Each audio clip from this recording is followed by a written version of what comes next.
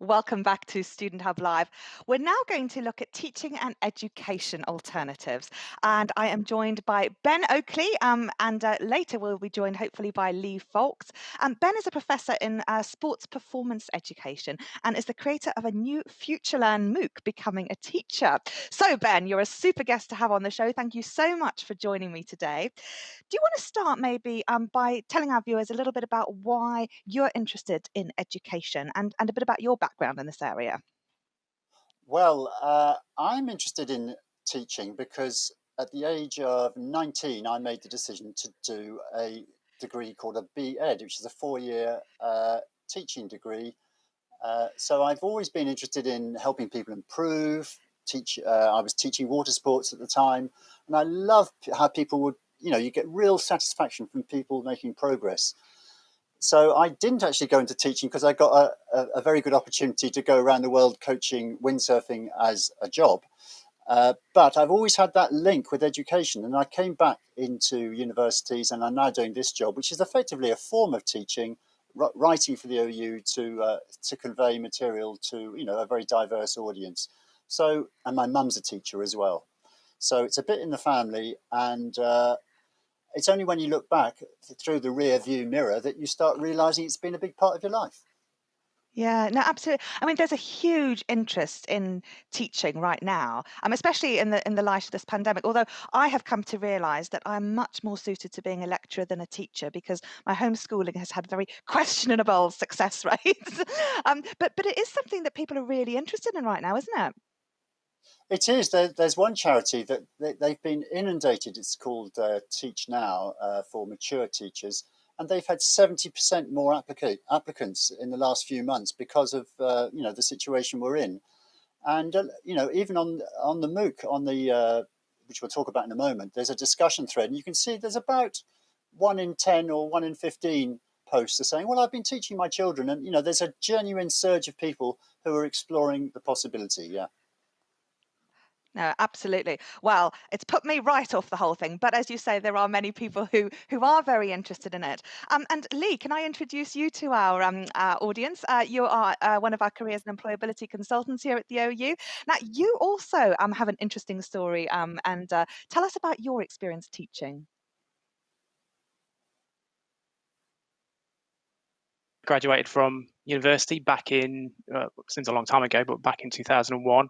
I wasn't sure what I was going to do with my life, and it's my partner actually who was at teacher training, and it just looked really interesting, really exciting. Got me reflecting on what the role was about, and you know what, I gave it a try. I did initial teacher education, and then became a teacher for a couple of years in further education and a school. So yeah, it was enjoyable, very challenging, and then my career has kind of moved on since then.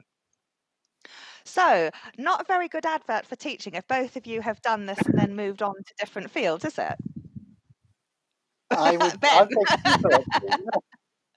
Look, we're not talking about careers for life.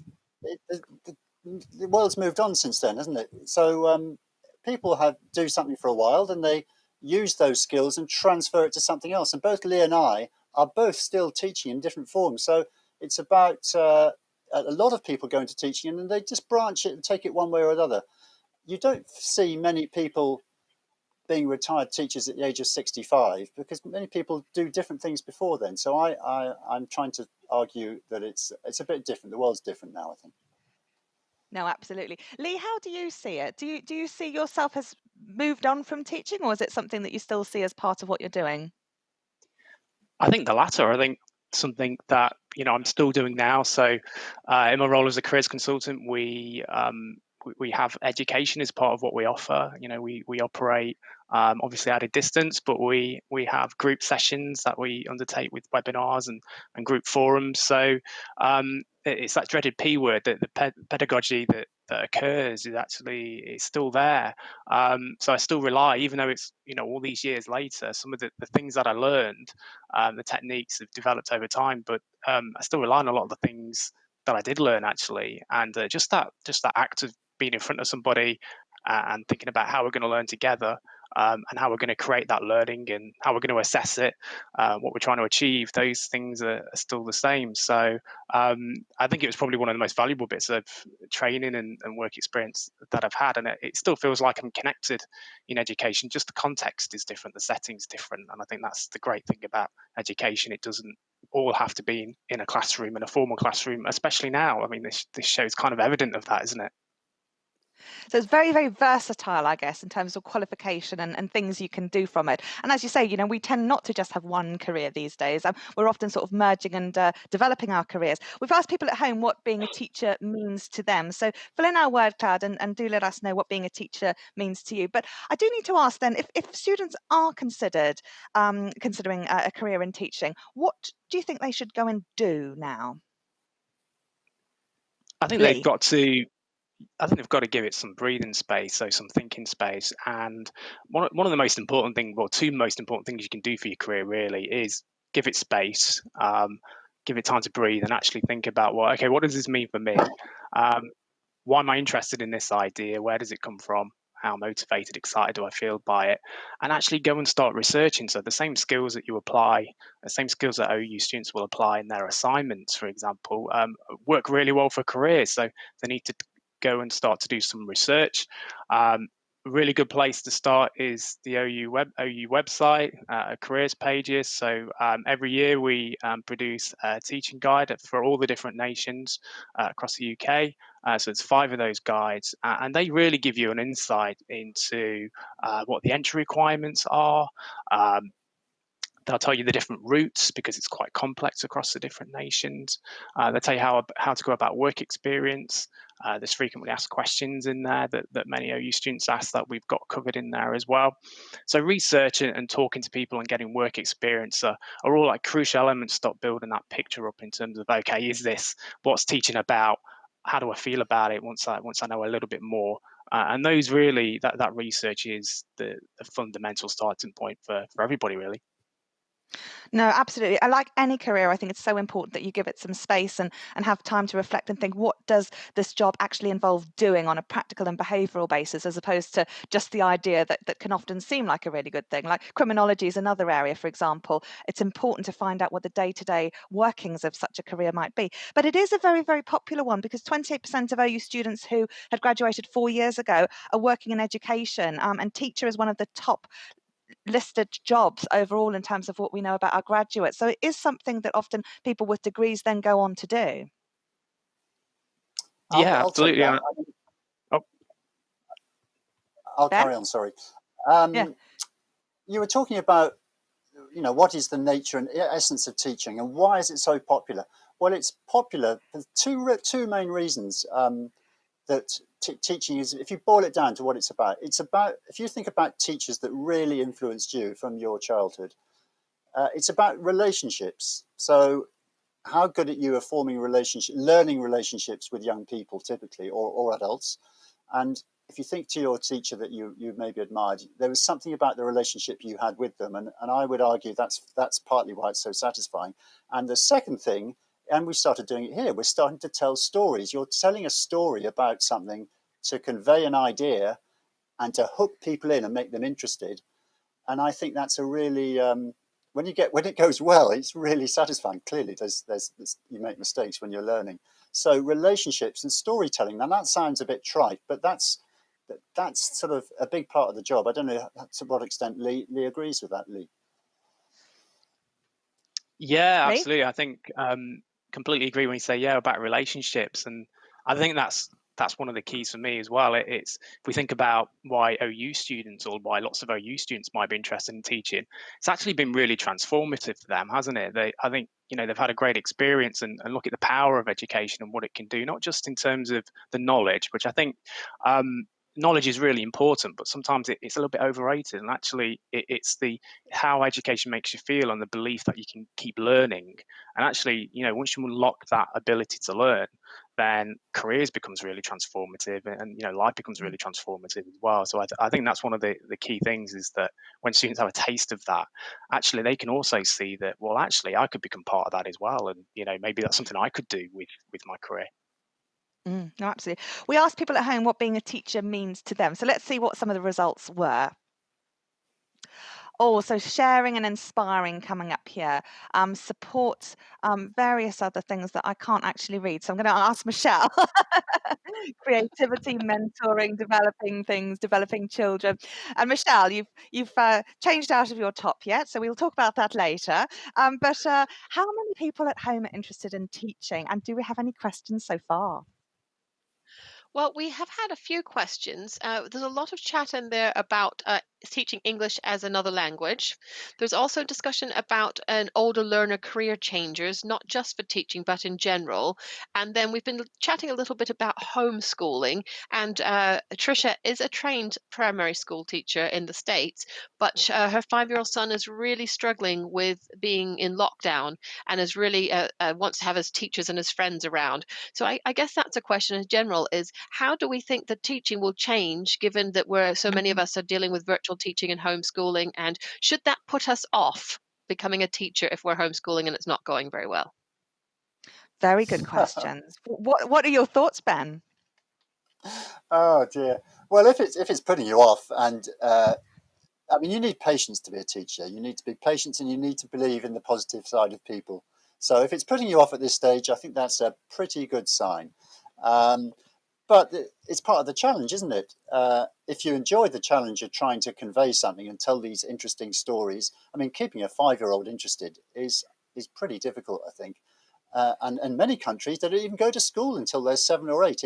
In Finland, they don't go to school till they're 7. They just let them play, and they learn a lot by that. But we're digressing. So that's one of the But do you interesting think things. do you, Education do around the you world think, is Ben, different. though, that teaching your own kids is a good experience? I mean, I tend to find other people's children listen to me a lot more than my own children do. So might that sort of conflate the issue a bit if you're not enjoying teaching your own children? Well, I haven't taught my own children, but I have taught my wife to drive and things like that. And it normally doesn't go well because the boundaries of the relationship, there's not a learning relationship. You've got this other relationship that gets in the way.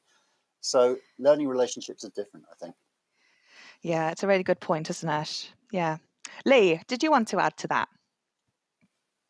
I was just going to, yeah, that experience is what I'm having right now. So my 2 young children are, we have been homeschooling them. I have a 5-year-old and an 8-year-old. The 5-year-old is actually just back a couple of days a week, but it's funny enough, my training was a long time ago. My wife still teaches actually in some different roles. So I know we both really struggled. Actually, it's been really tough. And it's kind of make you question yourself, thinking, well, if we can't do it, I imagine a lot of other people are having the same experiences as well. I think it's unique circumstances, isn't it? I think it's two things for me. It kind of reaffirms how tough teaching is, and we should respect teaching as a profession and the expertise. It's so difficult, and imagine, okay, it's really hard to teach too. What about 30 in a classroom? So hopefully people have got a newfound respect for the profession and the challenge, but also it's unique circumstances as well. We need to be kind of kind, and everybody's juggling work and difficult situation, and then trying to educate as well. I think it's tough for kids when they haven't got access to their friends. I think speaking to my children, that the thing they've really missed is their friends, and that's demotivated them and actually made learning a bit more difficult. I think we have to remember that the social context to learning is really important, and learning in isolation for children is very difficult. And I think it's the isolation that they've struggled with the most. Yeah, no, absolutely. So it's important to remember, I guess, all of these variables and how they might impact on the situation, and that perhaps, this isn't a very good or accurate indication of our abilities to be teachers in a very stressful situation for so many of us, and in a very unnatural and unprecedented situation. But it is interesting, this online learning aspect. And I've been so thankful to work with the Open University. I know myself and many colleagues have given talks and various pieces of advice to other institutions and indeed schools who are now having to do some form of online learning, and community and support and that contact with friends is just so vital for it. So Ben, you'd created this MOOC that I know has been very popular. So I'm going to ask you a little bit about that. But it is interesting, I guess, just drawing on that question that Michelle was raising about how online learning and teaching online has opened a lot of new potentials and is becoming a lot more mainstream. So that, coupled with our home working and different ways of doing things, leads to lots of potential exciting opportunities. So Yes, Ben, do you want to reflect on that and then tell us about your MOOC? well, the pivot towards online Mm. I mean, we are blessed at the OU. We've been doing this a long time, and we don't tend to do many live events like this. We tend to do asynchronous teaching. So we spend a long time, and a lot of our students will know this, the resources are the central part of our teaching. What we write and the videos we make can be studied at any time, and that is the core part. And the other core part is the feedback from the assessments. And I think the difference between that's one of the differences with the OU, in that we put all our effort into that, and we don't try to do too many synchronous things. But things like this event today are great, but I think a lot of other organisations see it differently, and they try to do everything live, and that's a different type of online teaching. So I make that distinction. It'd be interesting to see what you guys think in a moment. You asked me a second part of the question, which was about the MOOC. Firstly, a MOOC is a massive online open course, and we have another platform called FutureLearn, which you may have heard of. So we put this course on, realizing that there was a very strong OU demand from OU students, but it turns out there's a very big demand elsewhere as well for lots of students, either career changers in the middle of their careers, thinking about another more satisfying career, or people, A-level students or degree students who are studying and thinking about, what do I need to do to work out if this is the right thing for me? So it's about making that decision. Is teaching for me? That's what the course is about. And astonishingly, it's grown to 5,000 students in 12 days. I mean, it's incredible. It's really very strong. It's getting people from all around the world. And so far, the feedback has been very positive. Now, this is really interesting, Ben, because I mean, most MOOCs, because the Open University provide content on FutureLearn, as do many other institutions. But one of the things that sort of makes MOOCs quite distinct is that they're often start at a specific time, and a cohort of learners go through that process. So while they're free, there's a sort of start point to it. But that's not quite the case with your MOOC, is it? Well, this course still has an advertised start date, but in fact, it's rather similar to the model we use on OpenLearn, which you'll be familiar with. It's open 24/7. You can study whenever you want, and that's what makes it very accessible. And so people, you don't have to wait to study. You just click and you go. So I think that for me, that's the model that really works. I think your access to it is limited to 6 weeks, and of course, then you have to pay money if you want to access it for longer. But so if you projected this forward for a year, we could get 30, 40,000 students on it, which is fantastic. That's phenomenal. Now, it's got loads of great resources, and I'd like to show a part of a video, actually, which is really important about what specifically drew people to teaching. So let's just take a look at one of the resources that is part of this MOOC.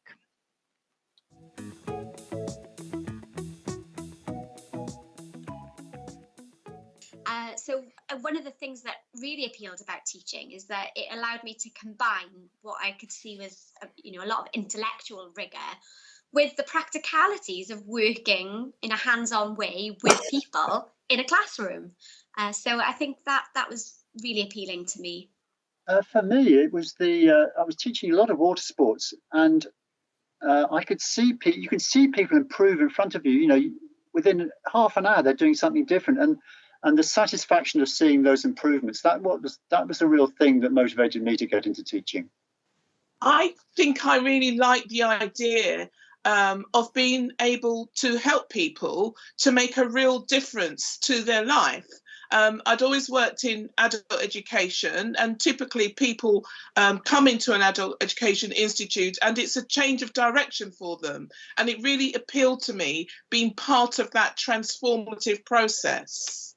Okay, thanks everyone. To finish with, we want to ask what single word or phrase you would use to sum up this period when you were trying to decide to teach, to take up this fantastic vocation.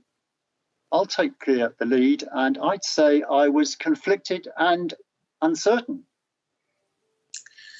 I was excited and nervous, probably in equal measures, actually. I'd say I was excited, yes, but also absolutely determined that I knew that this was what I wanted to do, and I was doing it. So there you have it.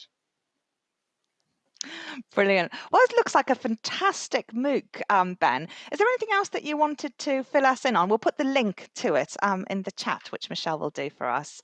But is there anything else that students must know about it? It's advertised as 4 weeks, which is it can, if you binge watch it, you could do it in 4 or 5 hours probably. There's forum discussions on every page, and as you'd expect, we make full use of our BBC archive, and it's packed full of the voices of teachers talking about what they think about their profession and people getting into the profession. So it's the variety of voices that the feedback that I've been reading this morning is the real attraction. Brilliant. So a real insight from real people about their experiences. And as we were saying earlier, this is so important. I mean, really, ultimately, we're sort of talking about two various ways in which students could find out more about becoming a teacher. There's this one, which is doing the MOOC and getting this experience and reflecting on things. But the other option, I guess, is to talk to Careers and Employability Services, Leigh.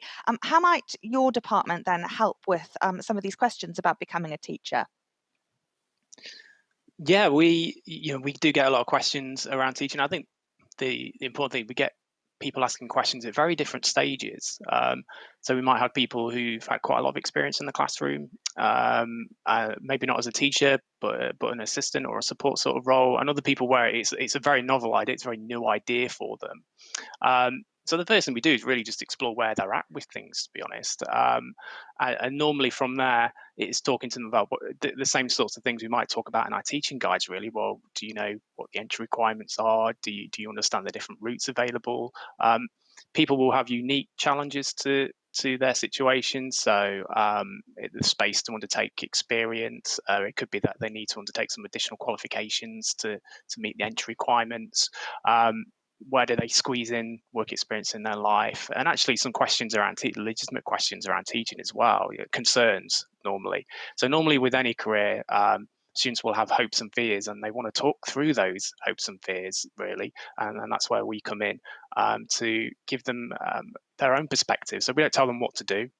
We don't make the decision for them, but we do help them understand where they can research, how they can get more informed, and what sort of factors they need to consider to help them make a well-informed decision, which is really about a lot of those hopes and fears that we talk about with them. Brilliant. And so those guides would also be a great start that are specific to each nation, but you also do webinars, don't you? Yeah, absolutely. We on our website we have a range of webinars. So we've for example, there's a webinar on our website where we've talked to a range of initial teacher training providers, and they give their view on what they look for in applicants, what to expect in initial teacher education, because sometimes that gets missed out. You have this step of, I'm thinking about a teacher, then they're thinking about the role, but well, yeah, you've got to train as well. What's that year? What's that year or 2 years like? How are you going to get through that? What barriers do students face? Because people do well in that process, but sometimes people drop out for whatever reason. So it's really, we have webinars that cover things like that and give the perspective from the providers, which I think is really important. But we also have webinars as well from other providers like Teach Now, Teach First, who give their take on things and what they look for actually in teachers as well. So again, the other side of the fence, really, what makes a successful teacher? It's a kind of a $64,000 question, but there's a lot in there, a lot of attributes, a lot of knowledge, a lot of skills. So students need to understand that, because actually that's what schools are looking for, that's what students are looking for, really, and that's what providers look for as well. So our webinars touch on those sorts of things too. Brilliant. Now, we asked people what role in education they were thinking about at the moment. So let's see what they had to say at home. So lots of different things coming here: teaching, science, proactive support, headmaster, volunteering, don't touch careers advice, what education, Senko. So lots and lots of different things there that people are looking at. Now, as part of your MOOC, Ben, you included a word cloud there of things that other people came up. Do you want to reflect on any things and also show us some of the other words that you found from your different cohort? Well, there's two particular films that we used from Leigh's career service. Actually, there's one film, Leigh, that you might remember of. I can't remember. I think it might be. I can't remember her name, but she's in Manchester Museum with a dinosaur behind her. It's a very vivid picture, and she used to be a primary school teacher. There it is. Yeah. and it's, that's a lovely image. And she worked at the OU for a while. I think she worked in a primary school, and then she transitioned and used her teaching skills and her storytelling skills to tell the story of those bones. And then there's another teacher. I don't know what image you're going to show next, but there's another teacher who works in English language abroad, and she's used it to go around the world, really, and very satisfied she looked too. Leigh, you might remember both those films. Yes, I remember that. Yes, the film with Amy, Manchester Museum, is like an education outreach film. Yeah, which was I think those are another example of the sorts of resources, the perspectives that students really enjoy, but also need as well. Hear it from people actually doing a role already.